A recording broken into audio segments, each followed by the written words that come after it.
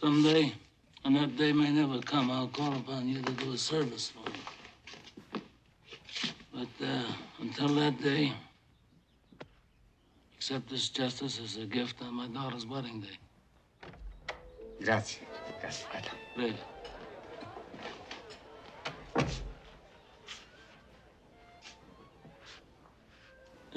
Give this to Clemenza.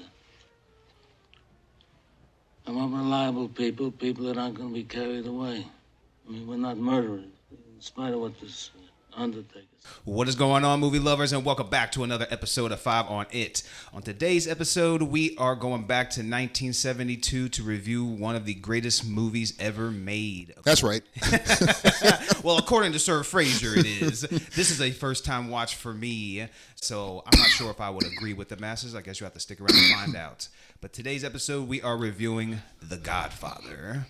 But before we dive any further into that, don't forget to hit that subscribe button, drop a like, a share, maybe comment down below. Is The Godfather your favorite movie of all time? Your favorite mobster movie of all time? Possibly. But Sir Fraser, tell the people about The Godfather. Yeah, man. So this is a film directed by Francis Ford Coppola. It stars the legends Marlon Brando, Al Pacino, James Caan, and the late, great Robert Duvall. This was a movie that we decided we wanted to review just to honor and celebrate the life of a really talented actor, a legend whose career spanned multiple decades. And this seemed like a really great option because this was still pretty early in his career. He'd been in the game for a while, but this was one of the rightfully heralded as one of the best movies of this decade as well as of all time. And so we thought, Cisco hadn't seen this movie, so we thought, why not? Why not give it a go? I mean, I can't lie. This movie was quite intimidating on a few fronts. I remember growing up and having the old VHS tapes, and this was at the bottom shelf, strictly for the double disc. And I think we only had The Godfather, The Godfather Part 2. I want to say The Godfather Part 3 was a double disc as well, but I'm not quite sure on that. Yeah, all these movies are, yeah. And then Titanic as well. Uh-huh.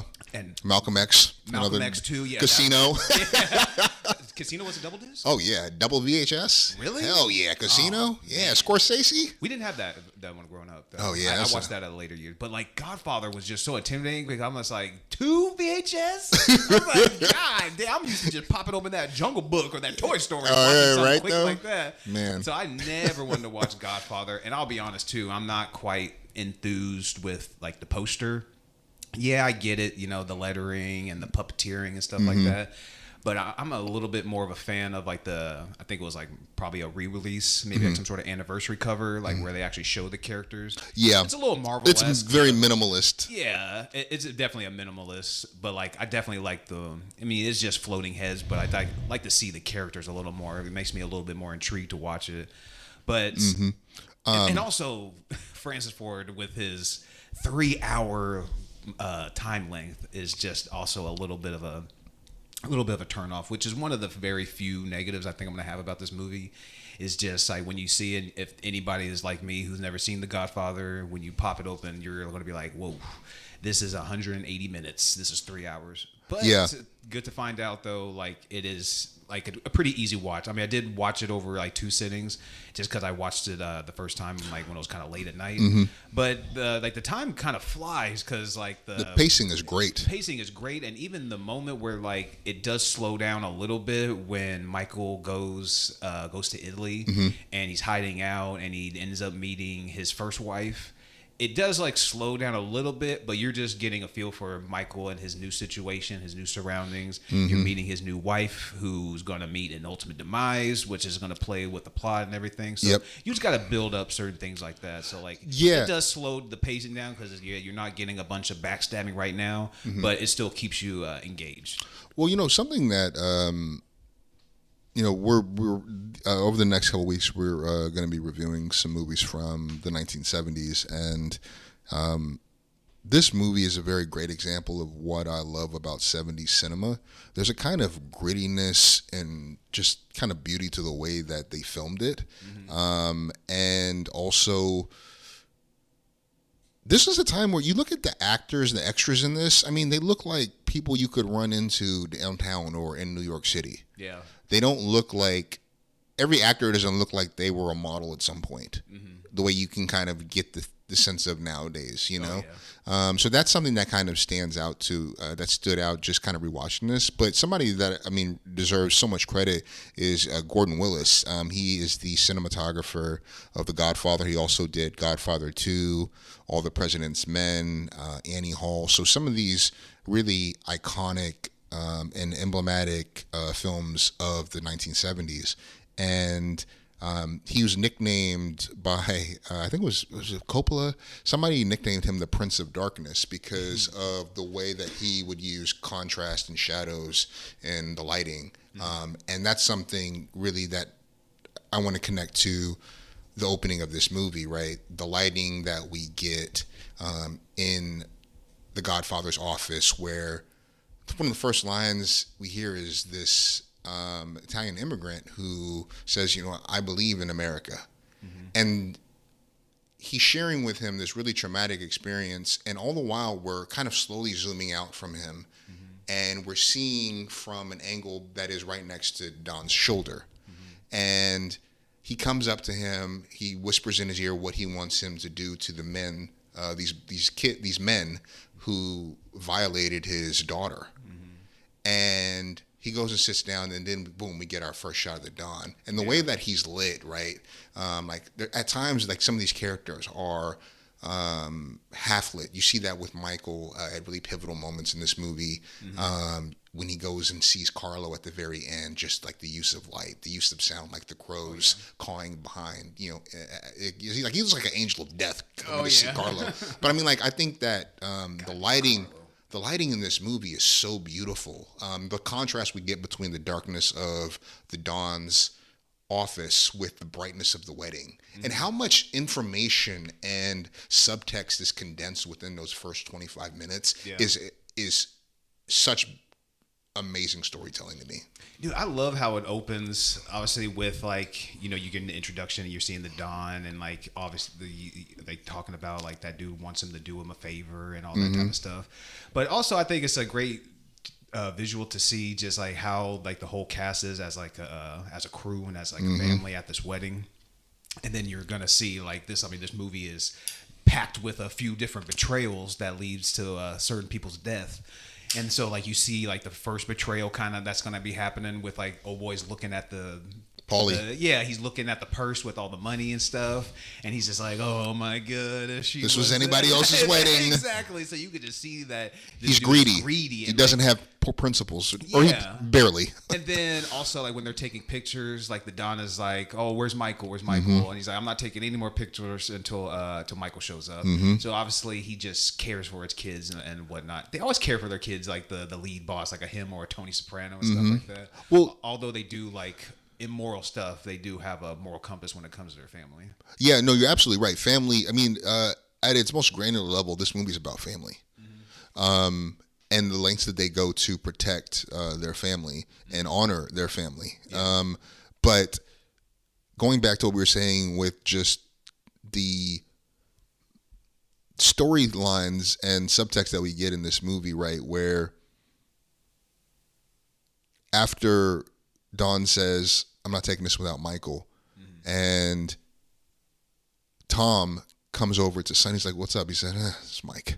You know, there's already setting the stage that there is some tension with Mike, right? And when he arrives wearing his Marine uniform, further separating and distinguishing himself from his family. And he even tells that to Kate, that's my family, that's not me. Exactly. So, like, he is an outsider in his own family, where everybody, except for the women, are privy and involved in the family business. Yeah. Well, I mean, you're seeing Michael make a huge transformation from how he opens, like when you first see him, like you said, showing up with his uniform on, and he's not part of the family and stuff like that.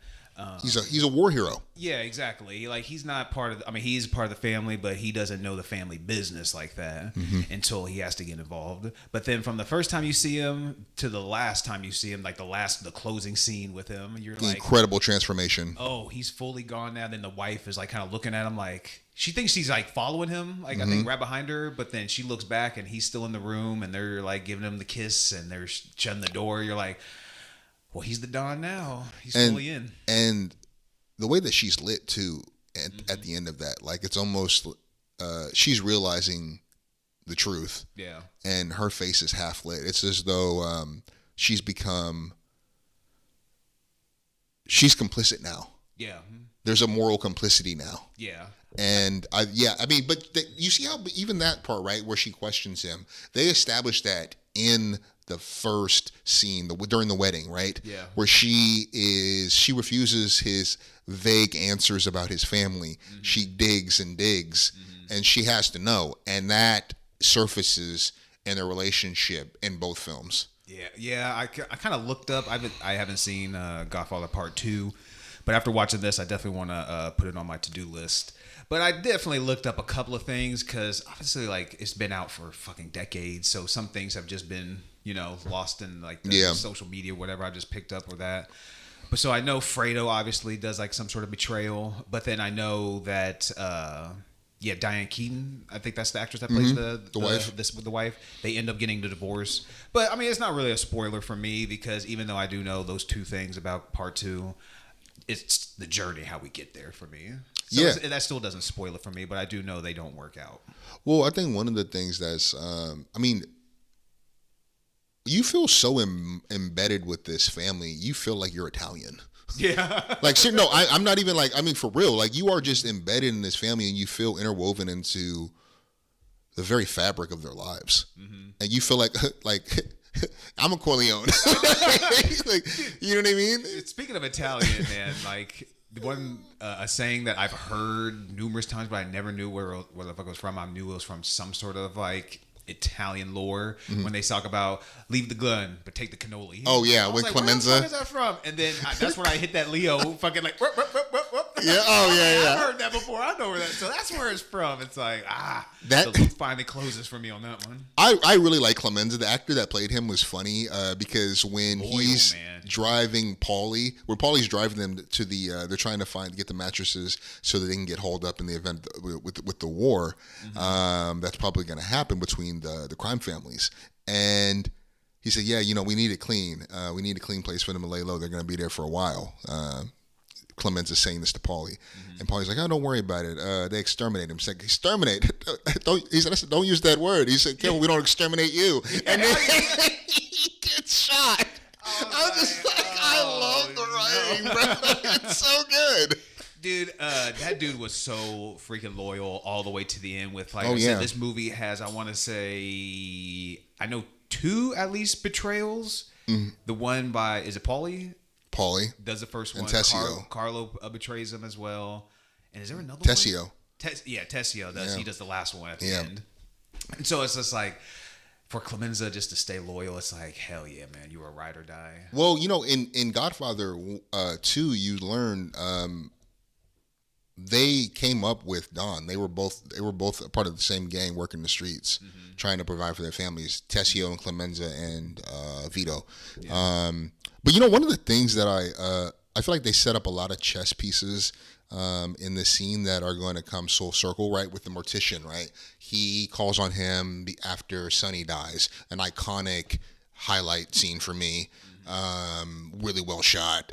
And then he also there's the baker who comes to the hospital to pay his thanks to Vito when he's been shot, and he ends up helping Mike. Like that whole hospital scene, right? They cranked up the tension on that one, bro. I was this movie is so effective at building tension throughout this entire movie. So we set the tension right where Johnny Fontaine, Vito's godson, wants this role in this movie, but Walt isn't going to do it. Is not going to do it. Yeah. And we get Tom to go out there, and the way that he's initially met, and then just with this kind of fuck you kind of energy from Waltz. And in the book, Waltz is evil. I mean, I'm talking like Weinstein level. He was like molesting young girls within, who were trying to work in his pictures. Like, this is like, he is an outright evil villain. But I think like what we see, we kind of get hints. Like the Godfather up to this point, right? He's both like intriguing, inscrutable, but we don't really know the gist of his power, right? We don't see his reach. And here is a great example where we go head to head with two respective titans who aren't accustomed to not having their way. And when we introduce the horse, right? I'm going to put him out the stud. He exposes his vulnerableness right there and his weakness. Yeah. And when he doesn't, he's made the offer, he can't refuse. Like when he wakes up with the horse head, what did you think of that scene? Seeing that, I mean, bro, well, like that's one of the only scenes I do remember from like, because I have like seen like parts of this movie, and that's a scene that just like would just bear like you could watch this as like a 5-year-old probably, and somehow that scene would just be burned in your memory forever. But like just seeing like that just like kind of unfold, it's just. You just know, like obviously, as a character, like Vito is just nobody to like to fuck with. Yeah, no. But then just obviously, but seeing it as like a filmmaking perspective, like it still holds up. Like just like all the blood, the head, the performance, the scream. Yeah. Oh my god, man. He's like, what he says to Hagen? He said, "I'm German Irish." He said, "Listen here, you my Kraut Mick friend." I'm like, bro. What's up with all these slurs? Speaking of slurs, real quick, like I was gonna bring up, because I was gonna segue to like this other animal, but before I do it, like you mentioned, like the like kind of like the racism and like in the dialogue, it's so casual, dude. Like when they get to the scene when like they're making a truce and they're talking about the drugs and everything. Oh yeah. Dude, and oh my god, bro! He's just like, at first you're kind of riding with this guy. You're like, and then wait a minute, near the schools. I don't want it near the children. But you know those blacks, they're animals anyway. They let them lose their soul. I'm like, whoa. I was like, God. Vito was like, you lost me. I had to rewind it for a minute. I was like, did he just say what I think he said? Yes, bro. Yes, he said what I thought he said. I was like, Jesus, that is such a heinous, such a cold ass line, man. They're animals anyway, so let them lose their souls. It's just, yeah, it was I was rocking with you, man. And then, bro, that whole scene was really great because was really powerful, just because of the reveal that it was Santini. Was that the crime boss, the one who was really orchestrating it, or Barzini? Barzini. But like, seeing how that played out, man, and obviously you mentioned like family with Vito. You're seeing how far he'll go to just like he doesn't even want vengeance. He already knows that he lost one son, and that scene too, like seeing how Sonny ends up getting got. That's a pretty. It's not on the level yet. Like still, I think Casino and Scarface. No, not Scarface. Just a casino scene with what's his name, Joe Pesci, when he's getting beat by the bats. Still, that's like that almost makes me feel something for that scene. But the Sonny scene, damn, that is a highlight as well. Like him pulling up to the toll booth and everything, getting set up. You're like, oh, I had no idea Sonny died in this, so like that was definitely caught me off guard. But in that scene when like they're making the truce, like Vito just like his performance with Marlon Brando, like how far he'll go to just he just wants it to end. He doesn't want another son dying or anything like that. But then also he's like kind of like trying to get a read of the room too, because he thinks that one person like kind of make the betrayal, but then once Barzini is like talking about like the drugs and he wants to like do it for that, that's where like when he gets in the car, he's like, I didn't think it was Barzini though. You know, I mean, Sonny's character, I mean, they establish him as a hothead, and when he interjects when his father's talking to the Turk, that marks the dawn for death, because the Turk saw that he's down for my idea. Why he thought that he placed so much faith in Tom, because he's like basically I was planning to have you make the peace with Sonny so that we can move forward with business. I'm like, bro, this doesn't make any. This is a fucking Hail Mary. Yeah. I mean, he was backed by the Tatalias, so I understand some of that. But also, that was an incredible deal that he came with. He's like, yo, you have your $1 million back regardless. But I mean, you do get a sense of that's where you already, they continue to show DeVito's moral compass, Yeah, right? exactly. You know, where he tells, where even when he's talking to Johnny, right? Remember when he's on The Office, he's like, "Yo, a man that doesn't spend time with his children and isn't a real man." Exactly. And he's looking back at Sonny when he says that, and he doesn't want to do the drugs because he believes that it's not just a harmless vice. This could destroy us. Yeah. So I mean, I think like these characters are, even if when they have little to like lesser screen time, they're very well built out. Oh yeah. Even Connie, dude, like the sister, like that whole plot point with her and Carlo, man. And well, they that's how they played Sonny almost like a fiddle in a way. He was a bad Don. They say he was like, I mean, he's a hot Too impulsive. But then when you see like your sister pop up with a black eye, I mean, I think that would probably get any brothers like blood boiling a bit. And then when you hear that it happened again, I was like, man, I was almost on Sonny's side. I was like, because when I'm watching that scene unfold, I'm like, this dude didn't learn after getting his ass whooped. Oh, and Sonny's losing it. You can see it on the phone. Yeah. As soon as he hangs up the phone. But you know, this is another example of like where they're very effective at adding these small details that amp up the tension, right? Because the mom initially answers the phone when Connie calls. Yeah. The baby is crying. She can't hear. So what does she do? She passes it to Sonny. Yeah. And that kind of already kind of like is an external like stressor to the scene. And then we have him learning what Carlo did again after beating his ass in broad daylight on his own block. Exactly. You gotta move after that. Dude, exactly. That's why like I also love like when people do stuff in movies that I wouldn't necessarily like do. Like, not saying like I'm like obviously like the be all end all or anything like that. But when I'm watching a movie and then I'm like, yep, it's kind of like with like horror movies when you're watching shit, you're like, I would not fucking do that. Like, why would you go in that fucking dark little hole? Like, fuck that. So like when a character does some shit that I'm like, oh yeah, you got to do that. And so it's like when you just whooped somebody's ass because they were putting hands on your sister, and they do it again, it's almost like they're just testing you. So it's like I'd almost like I kind of see why he did that. I don't think that was like such a terrible move. Like, yeah, it ended up costing his life, but it makes sense, and that just tends to the writing as well, like why it's well like played out like that.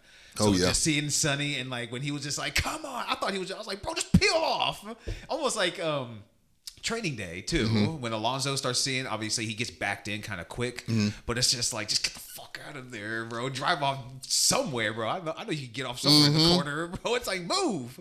But yeah, just seeing how that unfolds. But one thing I was going to mention earlier about Vito, and we talked about like kind of his moral compass and everything in the opening scene as well, is like him having the cat. And when I was watching that, was just like, that cat, is that a real cat? Oh, yeah. You could hear that little thing purring. And then when we're talking off mic, how like that wasn't even part of like the scene. It was just kind of improvised and trying to bring like a softer side of Vito. And so like it just really like tends well to the character. And then like him talking about the drugs and how he doesn't want to do that and how he is with his family and stuff. Those are just like great details to the Don. Yeah, I mean, the Don's relationship with all of his kids is interesting. We don't really get much of him and Connie outside of the dance, but you can tell Fredo is the weak of the two. He's not weak in this. I mean, he turns out to be weak, but he's not really built for the life. Yeah.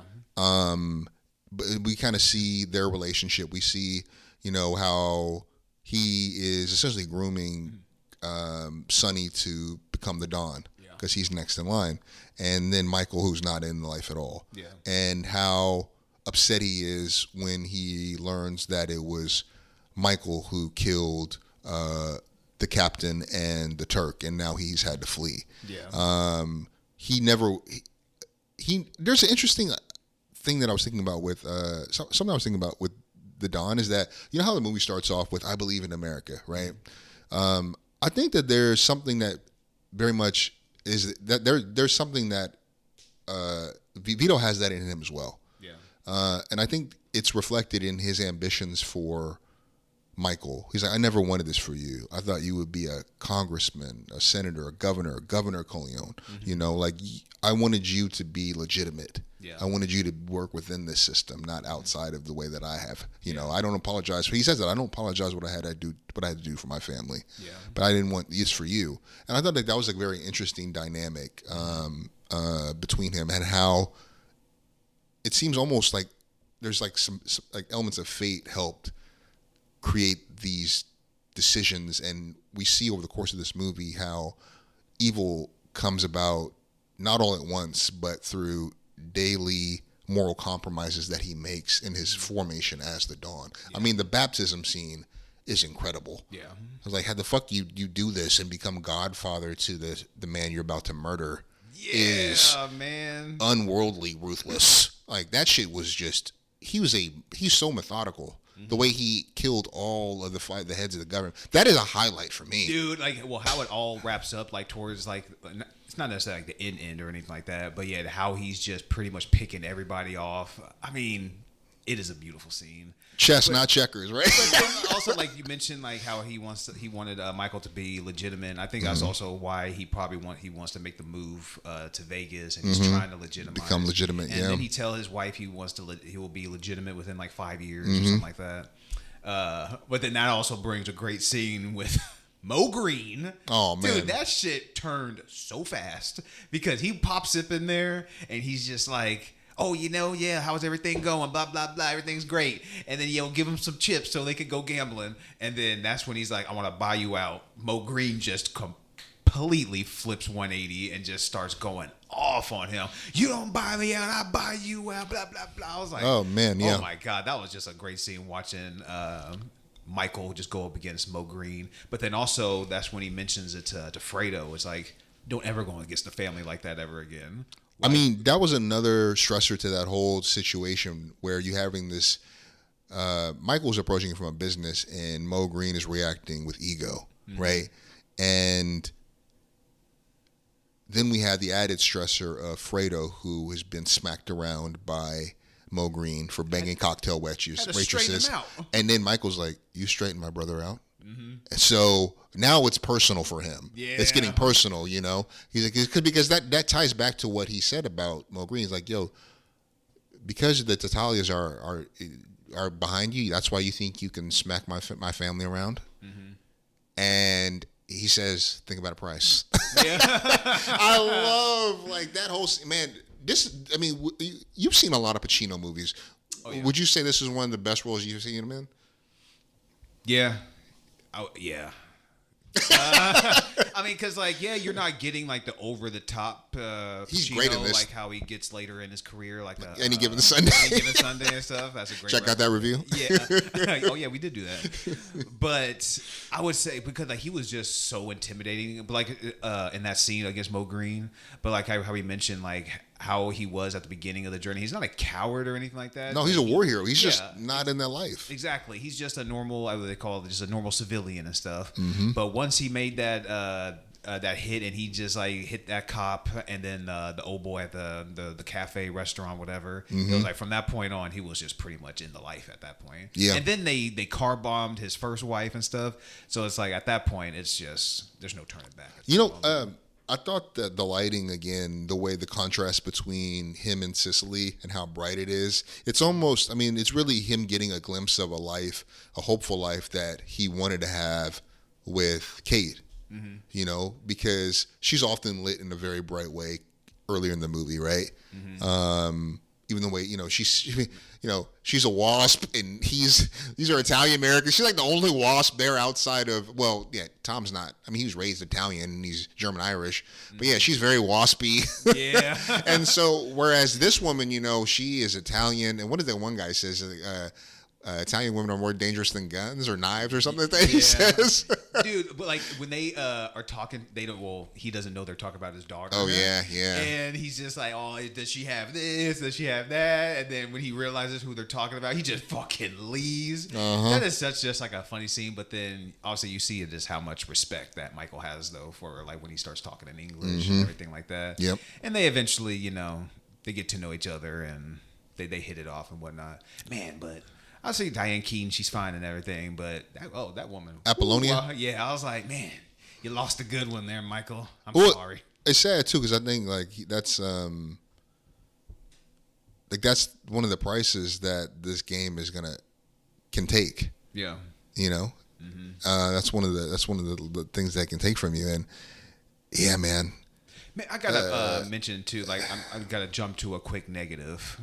It's just about a certain character. Just because, like, I remember this name, kind of like the horse scene, where like there's certain like characters, or like Alfredo, where it's like it's just popped up in my mind over time, but I just didn't know like the connection was Luca Brasi, and I just wish we could have saw him more in action a little bit. Oh, yeah. Just because, like, when you look his name up and stuff, they always just talk about how, like, intimidating he is, and, like, his back lore and stuff is just, like, he's, like, the Don, Vito, he's the only person, Luca's the only person that he's afraid of. And so, or, like, that, you know, the Don's afraid of Luca. And so, like, it's just, when you look at, like, his lore and his character and everything, like, he just sounds like just a badass. But, like, we He's just putting in work. Yeah, but honestly, the only time we see him is when he's kind of stuttering through, like, trying to, like, when he has to go up to him at the beginning of the movie at the wedding stuff. I'm guessing just because, like, speaking to the Don in his, like, natural suit, he's more of the muscle. He just wants to use his hands. I get that, and that's perfectly fine.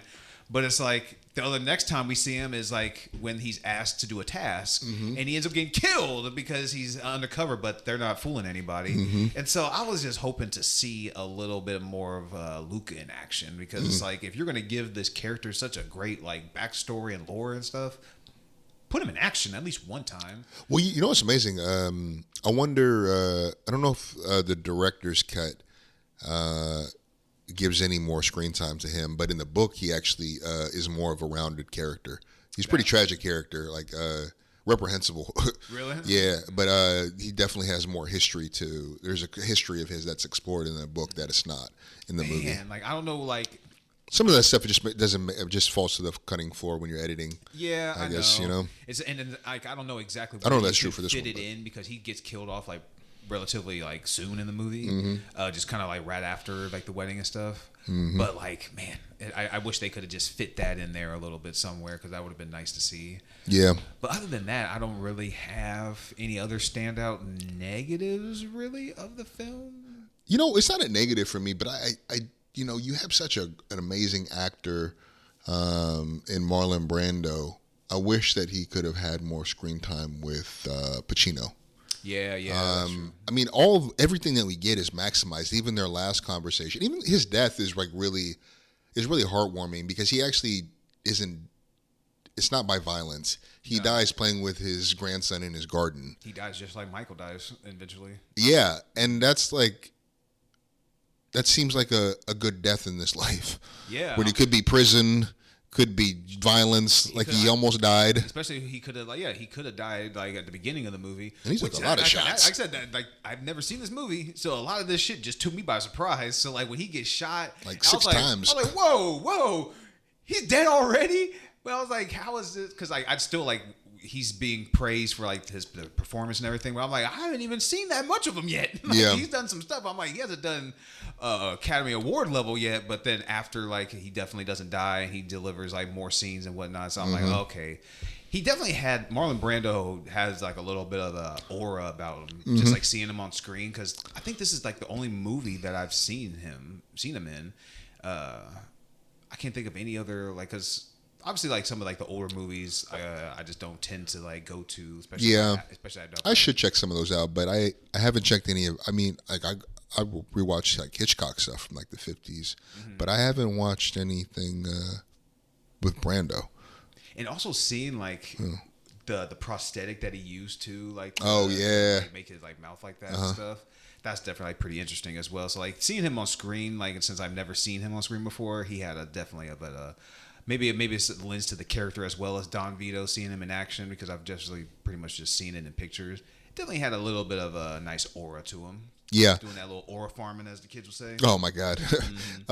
Man, you know what, though? One thing I do want to acknowledge, Francis Ford Coppola had a legendary 70s run. The Godfather, The Conversation, The Godfather Part 2, and Apocalypse Now.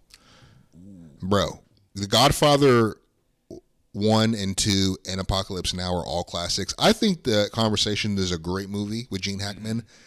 Oh, he did The Outsiders? Bro, he did Jack and Bram Stoker's Dracula. He did Jack with with Robin Williams. Bro. Oh my God. That's crazy. I didn't even know that until we watched this movie. What the fuck? Damn, I'll give it to him for that. Damn. He's got range.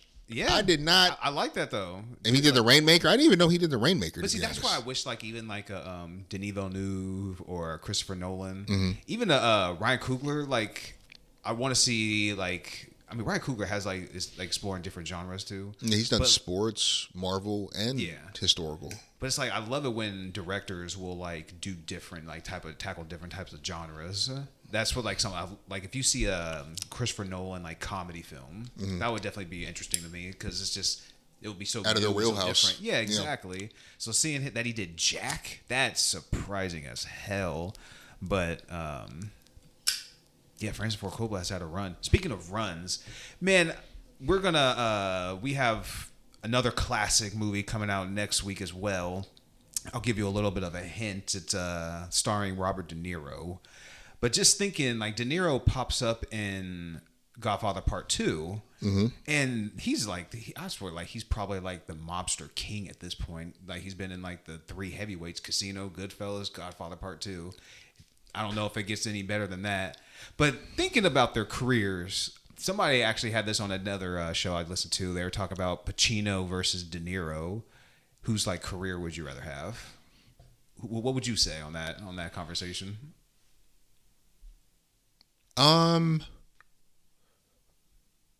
me personally, I think Robert De Niro is the greatest actor. He's my favorite actor of all time. Oh, really? I think he's his movies and range. I mean, everything from Taxi Driver to Godfather to Raging Bull, Meet the Parents. He can do comedy. Analyze This. Yeah. Casino, Goodfellas. He's an amazing actor. And I think I would go with him. What about you?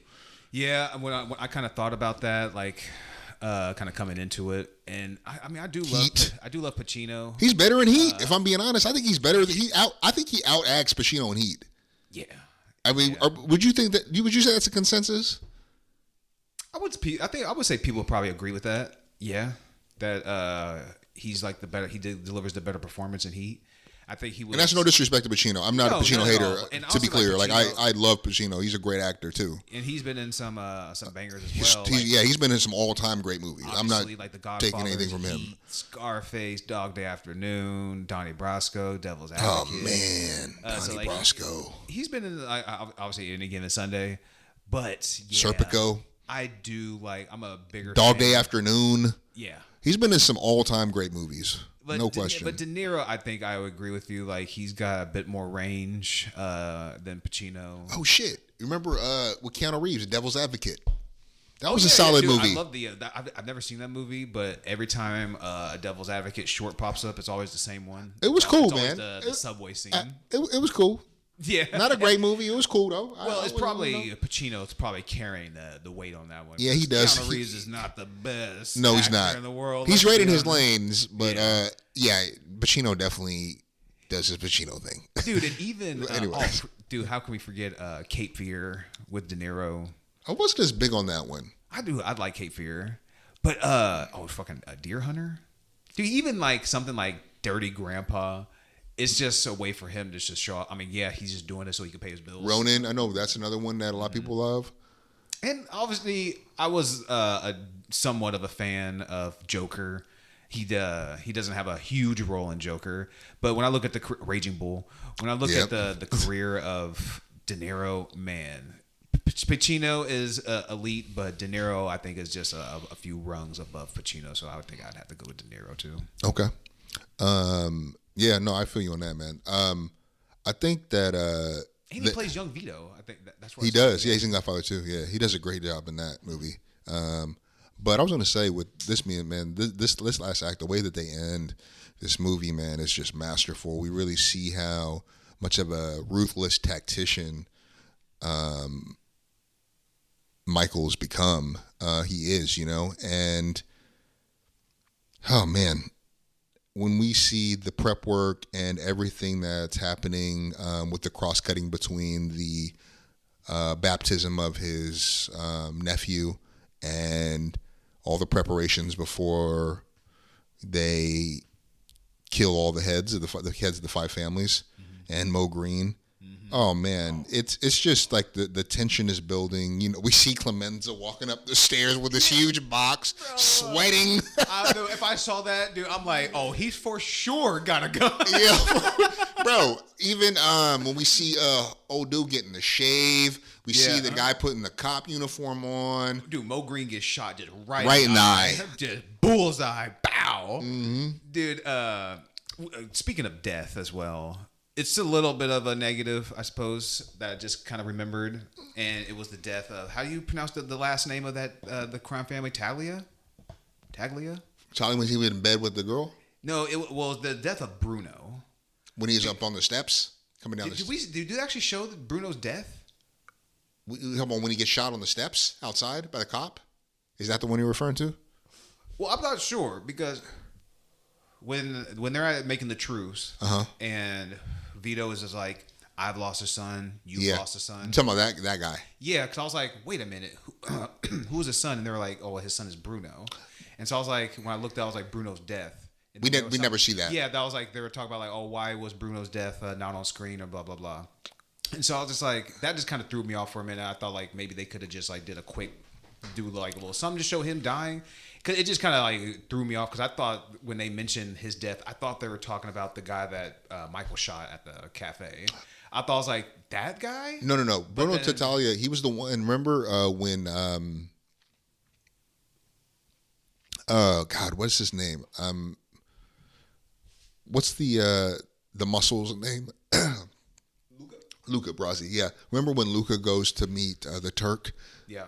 And the man that he talks to, that's Bruno Tattaglia. Yeah, okay. The one that stabs his hand. That's Bruno Tattaglia. And he is killed off camera, to your point. Yeah, that threw me off, because when they mentioned him, I reverted my memory to the dude that gets shot in the head at the restaurant by Michael. Oh, yeah. I thought they were talking about him. Yeah, that's the Turk. Yeah, exactly. And so that's why it just threw me off for a minute, because I was like, who are they talking about? And I was just like, did I miss a death scene? Did I like fall asleep or something?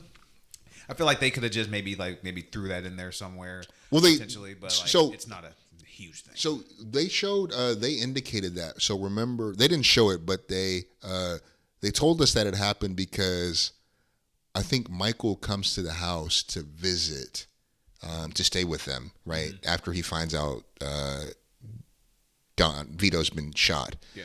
And when he arrives at the home, there's a lot of extra help. And I think somebody, was it Clemenza or Tom, says, yeah, we hit Bruno Tattaglia. Everybody's on guard now. So he kind of referenced, I can't remember who says that, but they let you know that everybody's all hands on deck because we hit the Tattaglias after Vito, because Sonny ordered that after Vito had been gunned down. Okay. But just something, I said it wasn't a huge thing, just something I guess I just missed in the dialogue. But it's always nice to see somebody getting popped that probably deserves it, especially if you're gonna fucking stab up Luca Brasi a little bit, man. Maybe you got to show that death, because obviously he's a hitter. You just showed a guy that helped take him out, but like I said, it's not a huge negative or anything like that. One of the things that I really did appreciate about right around that time, after Michael kills the captain and the Turk, is the montage where we get the newspaper headlines alongside just things that are happening, just to kind of give us a, condense time into just a nice little montage. I thought that montage was super effective, especially with knowing that the Corleones have influence at one of the newspapers, and we see the headlines about the crooked cop being involved with the crime family and drugs and all that. So, I thought that just like as a storytelling technique, I'm a big fan of motifs. Well, especially because they were talking about it earlier. They were just like, well, we can't kill a cop. But then they were like, what about a cop that's dirty and everything? And that's where we see Michael's, like, his strategy. He's able to see kind of like a bigger picture beyond what Sonny can, because Sonny is so impulsive. Yeah, exactly. But the very end, man, we were talking about when Connie runs in after Carlo's been killed. Also, just for those who haven't read the book, Clemenza was Sonny's godfather, and so it was like a bit of poetic justice that he was the one that killed Carlo. And he kills him pretty violently, too. Yeah, strangles him. He doesn't get a quick death like... who was the dude? Paulie. Probably about to say Paulie, because like all of a sudden he just gets shot in the head. You know, quick, no harm. I'm gonna say no harm, no foul. But if you want a death, just getting a quick death like that is a lot better than getting strangled while you're kicking the windows out of the fucking vehicle, man.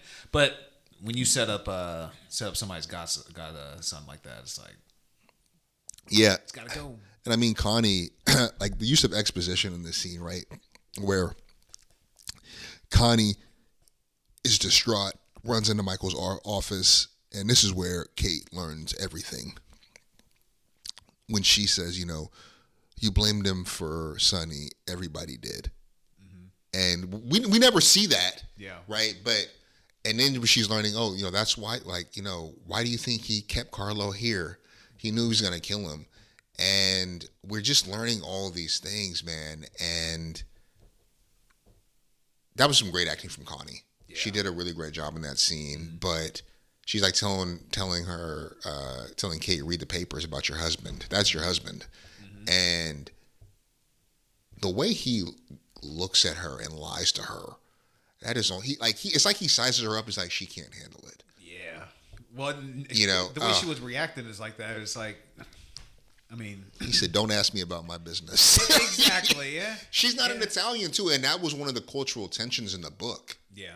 Is that Apollonia? You saw how her mother was. Her mother, when they were fighting over dinner, Carlo was telling her to shut up, and Sonny said, "Don't you ever tell her to shut up." And the mom's like, "Don't interfere."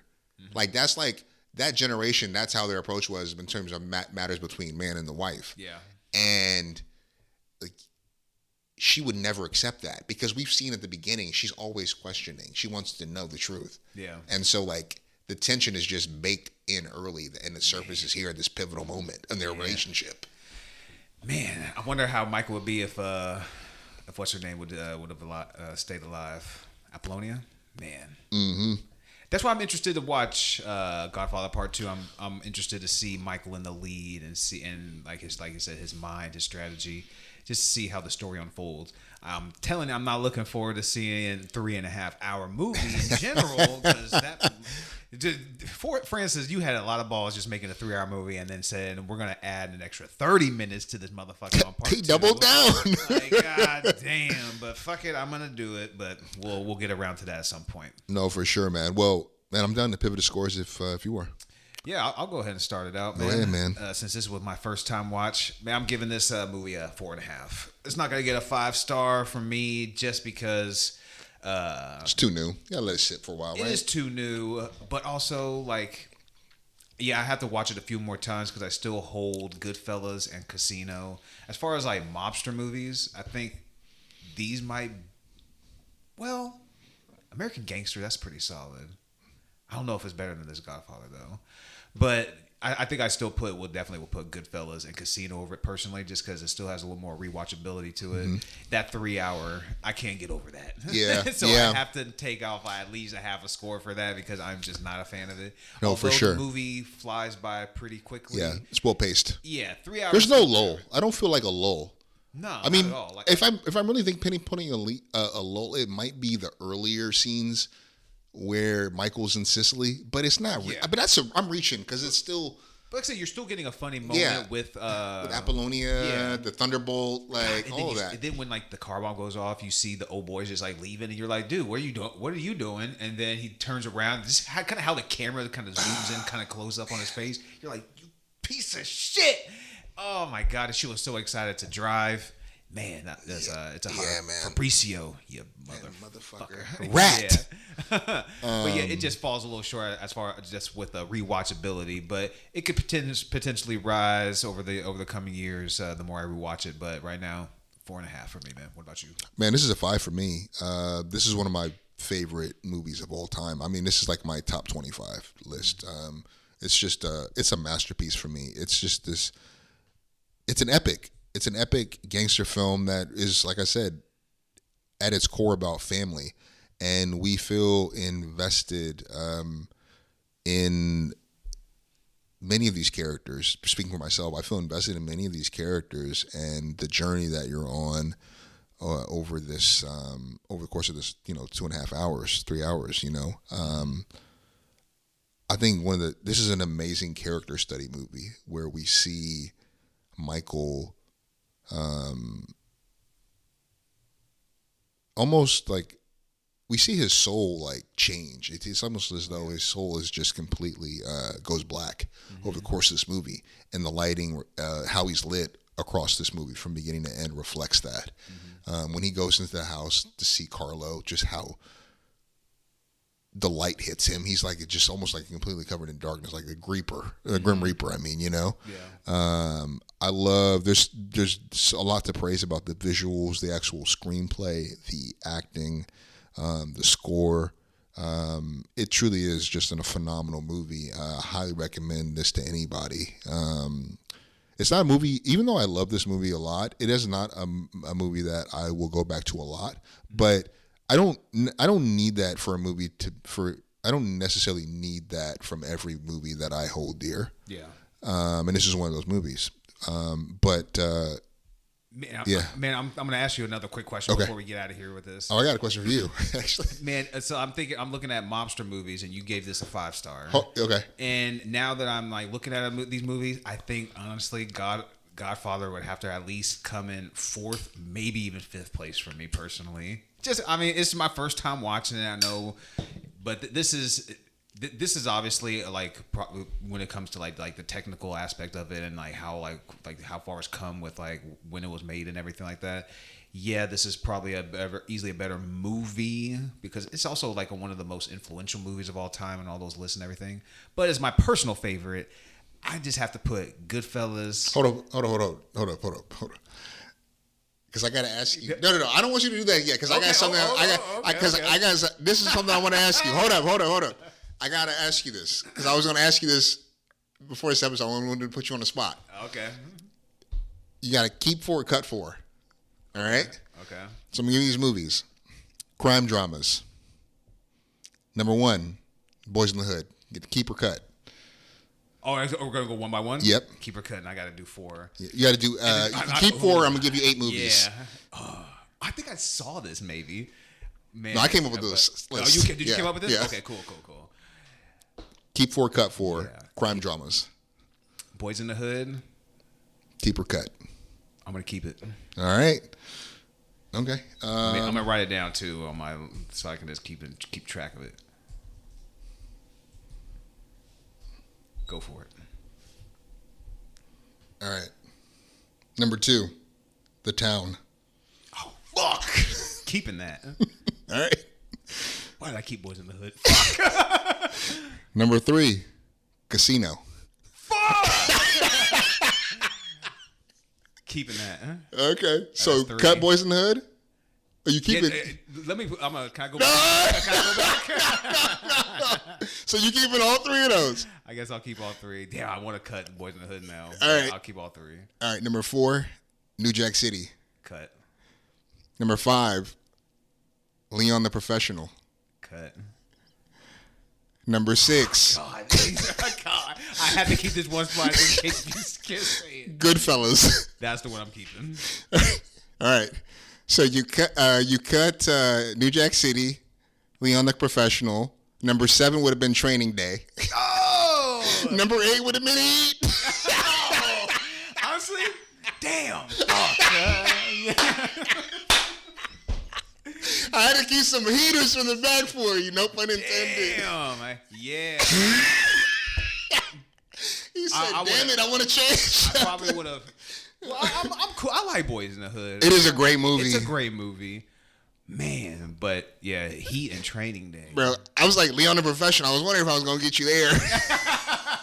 But I knew. I was like, you're going to wait to see if I get Goodfellas. And that's why I put Training Day right after.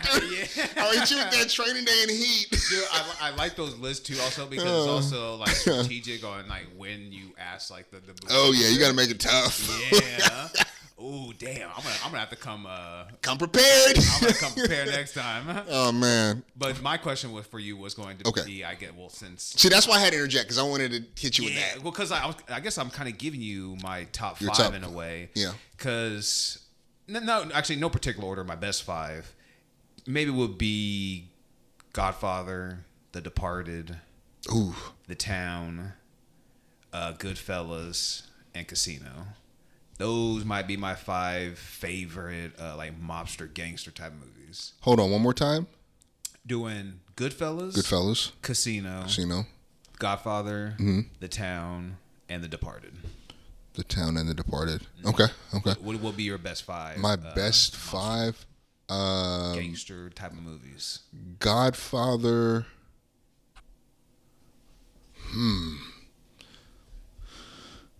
Man, this is tough.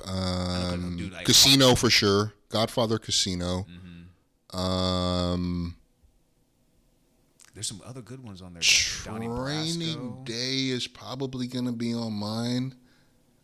I got to go with one that I've always loved, The Bronx Tale. That's just a personal favorite for me. That is a good one. That'll always be like near and dear. You have some great acting too. It's a really great crime coming of age story. Man, damn, dude, Reservoir Dogs popped up on crime drama. It came. Hold on. So crime drama or gangster films? Do we say crime drama? Were you asking me crime dramas? Yeah, just the crime drama. That just kind of like is a good umbrella over everything, I suppose. Another personal favorite of mine. I'm probably going to say Point Break. I love that movie. Ooh, I totally forgot about that. That's just like that's an all-time favorite for me, man. Like I just love that movie. That is a good Boys in movie. the Hood is also like, man, just right outside because that's also timeless classic. That's one of my favorite films of all time. Yeah, easily. Dude, I can't, man. Like Patrick Swayze was doing his thing in that fucking thing. You're like sitting there like, God damn, fuck that dude is. If you bring your girl around that dude, you better watch her. Okay, that dude is gonna snatch her up. I gotta swap Bronx Tale with Boys in the Hood, so it'll be Casino, Godfather, Training Day, Boys in the Hood, and Point Break. Nice. That's a good 5 right there. Yeah, man. Well, that is our episode this week of 5 on It. Stay tuned and we'll catch y'all next week. Peace.